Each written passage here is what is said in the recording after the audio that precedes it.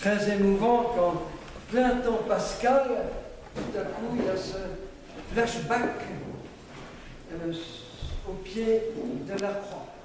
Car nous n'avons aucun récit dans l'Évangile de la toute première apparition de Jésus, selon la tradition confirmée par saint Jean-Paul II, la première apparition de Jésus ressuscité dans la nuit même de Pâques, avant même d'apparaître à Myriam de Magdala et à Saint-Pierre, la toute première. Et la fête justement de Marie, consolatrice de ceux qui pleurent, c'est le titre de Notre-Dame de Luxembourg. C'est pour ça que tous les textes tournent autour de ce mystère de la consolation, du réconfort. Et c'est impressionnant que toutes les larmes que nous pouvons verser au cours de notre vie, toutes les larmes que verse l'humanité tout au long des âges, toutes ces larmes ont traversé les yeux de Marie. Elle a pleuré toutes nos larmes. Rappelez-vous ce que je vous disais le vendredi saint, comment, de même que Joseph, que nous fêtions hier, a été le sacrement de la présence du Père pendant toutes les années de Nazareth, comment Marie au pied de la croix est, elle, le sacrement de l'invisible présence du Père. Et c'est en voyant sa maman qu'il comprend que son Père ne l'abandonne pas. Moi, ta mère, je suis là, et c'est la preuve que ton Père ne t'abandonne pas. Je ne t'abandonnerai pas. Je resterai jusqu'au bout. Et c'est après avoir prononcé le mot mère qu'il peut de nouveau dire Père. Alors que pendant un petit moment, il ne pouvait plus que dire mon Dieu. Eh bien, c'est ce que nous voyons dans tant et tant de situations douloureuses, de souffrances, cette bouleversante présence de Marie, qui essuie les larmes parce qu'elle sait ce que c'est que pleurer. Et quand Pape Benoît XVI est venu à Lourdes, tous les GL étaient là, il a eu une homélie bouleversante justement pour tous les malades et tous ceux qui les soignent, en disant « Les larmes de Marie au pied de la croix se sont transformées en un sourire que rien n'effacera, tandis que sa compassion maternelle envers nous demeure intacte, intacte. » À l'heure de la passion, tous ceux qui sont en proie à la souffrance, Marie les aime tout simplement parce qu'ils sont ses enfants. Et continue longuement sur ce sourire. Dans le sourire de la Vierge se trouve cachée la force de poursuivre le combat contre la maladie et pour la vie. La grâce d'accepter aussi de quitter ce monde à l'heure voulue par Dieu. Si déjà Joseph est tellement présent dans ces derniers instants, combien plus encore notre maman et notre reine. Notre reine. Et donc, c'est elle qui peut transformer nos larmes en petits diamants de lumière. Comme une toile d'araignée, vous savez, au soleil levant, c'est merveilleux, ça fait 1000 petites étoiles qui se mettent à briller, c'est une légère brise, ça scintille, on se croirait devant le firmament en pleine nuit, alors que c'est une vulgaire, si je puis dire ce mot un peu méprisant pour une chère araignée, une vulgaire toile d'araignée, cette merveille, c'est un chef-d'œuvre, la toile d'araignée. Alors il y a ces gouttes de rosée, et puis tout à coup le matin, c'est l'éblouissement, tout ça, ça brille, ça frémit, ça scintille comme des petites étoiles. Voilà. Et ça, seule Marie est capable de faire ça, de transformer nos larmes en diamants de lumière, parce qu'elle nous apprend à pleurer dans l'amour. Quand elle pleure, quand elle sanglote sur la montagne de la Salette, sur tous les péchés, toutes les horreurs, tous les crimes du monde, eh bien mystérieusement, elle console en même temps, elle des petits-enfants qui la voient pleurer.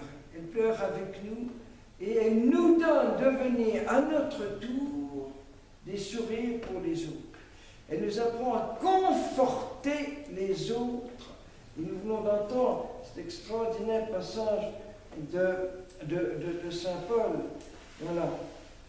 De même que nous avons largement part aux souffrances du Christ, de même par le Christ, nous sommes largement réconfortés. Quand nous sommes réconfortés, c'est pour qu'à notre tour, nous puissions réconforter, consoler les autres en quelque épreuve qu'ils se trouvent. Cela vous permet de supporter avec persévérance les mêmes souffrances que nous. Voilà. Puisque vous connaissez comme nous la souffrance, vous obtiendrez comme nous la consolation, le réconfort. Et donc, Marie fait de nous des consolateurs, des consolatrices dans le consolateur, dans l'esprit consolateur. Donc c'est un des charismes spécifiques, si je puis dire, de l'Esprit Saint. D'être le comforter, comme on dit en anglais, c'est un mot très fort, c'est celui qui, oui, c'est ça, qui réconforte, qui donne la force, voilà, qui communique la force. C'est ça le vrai sens du mot consolation. Voilà. Et donc toute compassion tourne en consolation pour les autres. Nous devenons comme Marie, consolateur, consolatrice, au-dedans de l'Esprit Saint consolateur. Voilà. Et nous venons d'entendre cette phrase tellement bouleversante en Isaïe. Est-ce qu'une femme peut oublier son petit enfant? Ne pas tendrement chérir l'enfant de son sein? Eh bien, même si vous l'oubliez, moi je ne l'oublierai jamais, jamais, jamais. Impossible. Pas un de ces enfants ne sera jamais oublié par sa maman du ciel. Voilà. Quoi qu'il arrive sur terre. Voilà. Et aujourd'hui, nous implorons tout spécialement Marie consolatrice pour tous nos propres frères de chair et de sang, de la chair et du sang eucharistique de Jésus, tous ces frères chrétiens, frères d'eau, j'ose dire, de l'eau baptismale, qui sont tellement atrocement persécutés, crucifiés, égorgés, tués, noyés, écrabouillés, fusillés dans 35 pays du monde. Je vous demande pardon d'y revenir incessamment, mais ce que fait le pape François. Il n'y a pas une semaine où il ne tire l'alarme pour tous nos frères. Eh bien, nous sommes sûrs que Marie est au milieu d'eux, que nous n'oublions jamais le témoignage que nous avons entendu juste dimanche dernier. Il faut en rendre grâce de ce beau témoin. Pour ceux qui n'étaient pas là, nous avons la grâce d'accueillir le papa d'une martyre, d'une toute jeune martyre, donc un homme de la ville d'Alep en Syrie, dont on a kidnappé, violé, atrocement torturé sa fille de 20 ans, juste un mois après son mariage, Pascal. Donc nous avons pu accueillir ce papa d'une martyre, réfugié en France parce qu'il est menacé à son tour, ainsi que ses fils. Voilà. Et depuis, nous avons reçu le texte du cri de détresse des chrétiens d'Alep, une des plus anciennes cités chrétiennes de tout le Proche-Orient, Moyen-Orient. La présence des chrétiens remonte au tout premier siècle. On l'appelait la petite Rome du Proche-Orient, cette grande ville du Nord. Voilà. Alors, tous les évêques orthodoxes, gréco-catholiques, latins, tous comme un seul homme, ont envoyé ce cri que je veux répercuter pour tous ceux qui regardent sur le net. Est-ce aujourd'hui la résurrection du Sauveur ou l'enterrement de ses disciples? Quelle question terrible, écrit au temps de Pâques. Au milieu de Pâques, notre ville, ainsi qu'un fidèle, on se fait à douleur, tristesse, dépression profonde, dans la nuit où nos quartiers ont été bombardés par des grenades propulsées par des fusées. Nous n'avions jamais vu ni entendu pareille destruction auparavant. Nous sommes allés, nous avons vu, nous avons pleuré. Les larmes de Marie. Les corps ont été retirés des décombres, les restes collés sur les murs, le sang mouillait le sol de notre patrie. Des dizaines de martyrs de toutes les religions et doctrines, des hommes, des femmes, des enfants, des vieillards. Nous avons entendu les pleurs, les lamentations des veuves, des enfants, la panique sur le visage des gens. Alors, du plus profond de notre douleur et de notre chagrin, nous appelons les gens de conscience, si il en existe encore, à nous entendre, à entendre notre cri. Assez de désolation et de destruction, assez d'être un laboratoire d'armes et de guerre dévastatrices, parce que tout ça est en grande partie dû à la séduction de l'argent de nos pays occidentaux qui sont ravis quand il y a une guerre parce qu'on peut vendre nos armes et on gagne des milliards de dollars et d'euros en vendant les armes. Je ferme la parenthèse. Nous sommes fatigués. Fermez les portes des armements et des munitions. Fermez toutes les usines d'armement. Arrêtez la fourniture des instruments de mort. Nous sommes fatigués. Que voulez-vous de nous? Mais dites-nous, nous sommes fatigués. On va dire plutôt épuisés. Voulez-vous que nous restions blessés, humiliés, comme des semblants d'êtres humains, ou allons-nous partir par la force et être anéantis? Quant à nous, nous voulons vivre en paix, comme les autres citoyens du monde. Nous ne craignons pas le témoignage, mais nous refusons de mourir pour un prix très suspect et sinistre. Nous refusons d'être l'Alep, donc cette ville des martyrs. Nous voulons rester Alep, le joyau. C'est un titre qu'on donne à cette cité. Le témoin d'amour et de paix, de pardon, de dialogue. Alep, joyau de la couronne de notre pays, la Syrie. Pitié pour nos martyrs. Guérison pour nos blessés. Tranquillité pour les âmes de nos enfants. Pour la sécurité et la paix de tous.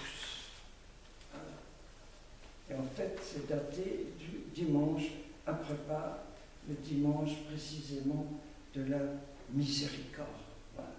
Alors je termine par une note un peu positive parce que, Dieu merci, enfin, les Occidentaux non chrétiens commencent à se réveiller, à être très inquiets et à répercuter ces cris. Et entre autres, il y a un message que je veux rediffuser tout de suite, sans attendre, une pétition pour les chrétiens d'Orient signée par un grand nombre d'intellectuels, de politiques, de philosophes non chrétiens ou agressivement athées, comme Michel Onfray, nous avons entendu parler, etc. Il y a toute une longue liste, Elisabeth Badinter, etc., etc. C'est assez court, mais ça dit bien les choses. Les chrétiens d'Orient vont-ils disparaître jusqu'au dernier?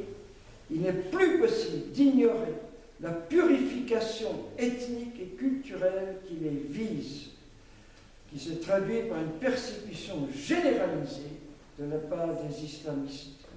Tout récemment, 21 Coptes, bon, c'est un tout petit peu en retard, etc. Quelques jours plus tard, 200 chrétiens assyriens enlevés en Syrie.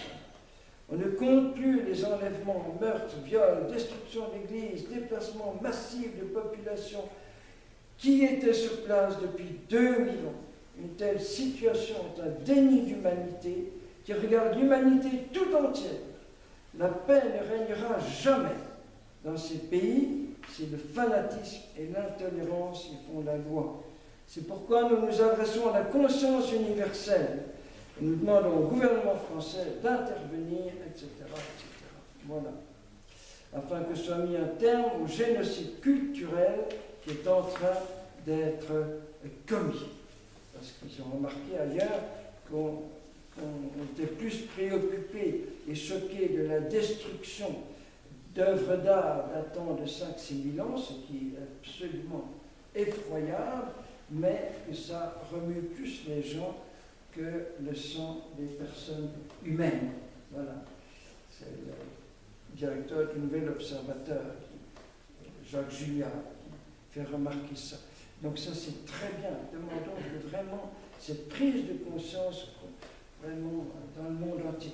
C'est pas pour rien qu'aujourd'hui, c'est aussi saint Athanase, le patriarche copte, le pape copte d'Alexandrie, l'ancêtre de notre cher Tawadros II. Et Athanase a été exilé pour sa foi.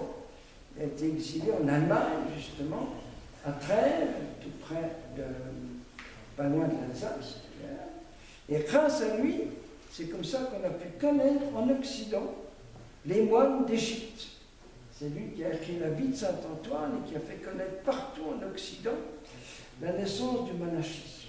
Alors nous prions pour que tous les réfugiés de Syrie et d'Irak et d'ailleurs que nous recevons, eh bien nous transmettent, voilà, que le Seigneur se serve de cet exil forcé pour nous transmettre quelque chose de leur foi, de leur ardeur, de leur amour fou et passionné de Jésus.